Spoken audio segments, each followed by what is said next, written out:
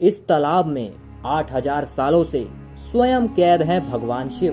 Video देखकर हो जाएगा यकीन। दोस्तों, ये ऐसा तालाब है जो स्वयं ही नीले आकार में रहता है, जिसका पानी बिल्कुल नीला दिखता है। यहाँ के लोगों का मानना है कि यहाँ पर स्वयं महादेव 8000 साल से इस नदी में कैद हैं। परंतु महादेव को इस तालाब में किसने कैद किया और ये क्यों हुआ, ये सभी बात जानने के लिए हम लोगों ने वहाँ के बूढ़े लोगों से बातचीत किया। वहाँ के लोगों ने बताया ये तालाब हजारों सालों से भी बहुत ही ज्यादा पुरानी है। जब ये गांव बसा भी नहीं था, यहाँ के लोगों का मानना है कि ये तालाब उससे भी ज्यादा पुराना है। इस तालाब के प्राचीन होने का सबूत स्वयं ही इस तालाब के पड़े हुए पत्थर हैं, जो कि एक शिवलिंग आकार में दिखाई देते हैं, जो कि सच में हजारों साल पुराने लगते हैं। यहाँ के लोगों ने ये भी बताया कि यहाँ पर जब 1-2 घर हुआ करते थे, तब यहाँ पर कुछ सिद्ध साधुओं का आगमन हुआ था।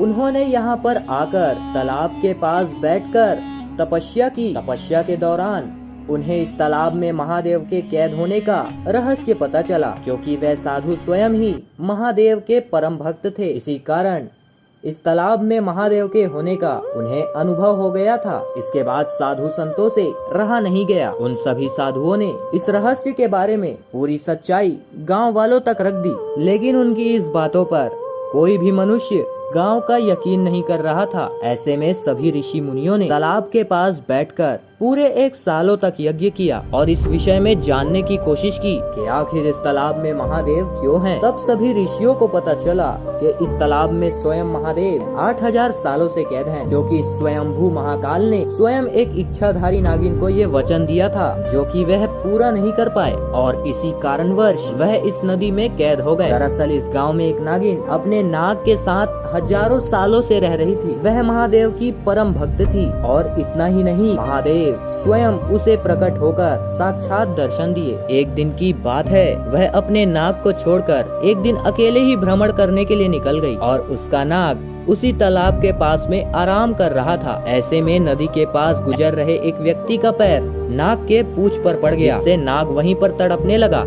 जिसका बदला लेने के लिए वह नाग अपना फन फैलाकर उस व्यक्ति को काटने के लिए उसके पीछे भागने लगा। परंतु वह व्यक्ति अकेला नहीं था, उसके साथ में तो 8 से 10 लोग थे। उन्होंने कहीं पर से डंडा उठा लिया और नाग के सर पे जोर से फेंक कर मार दिया। ऐसे में वह नाग जमीन पर गिरकर बेहोश हो गया और नाग के गिरने के पश्चात सभी लोगों ने नाग के सर पर अंधाधुंध डंडा मारना शुरू कर दिया। नाग की आत्मा उसके शरीर से अलग हो गई। दोस्तों, ये होने के पश्चात आधा घंटे बाद वह नागिन वहाँ पर पहुँची।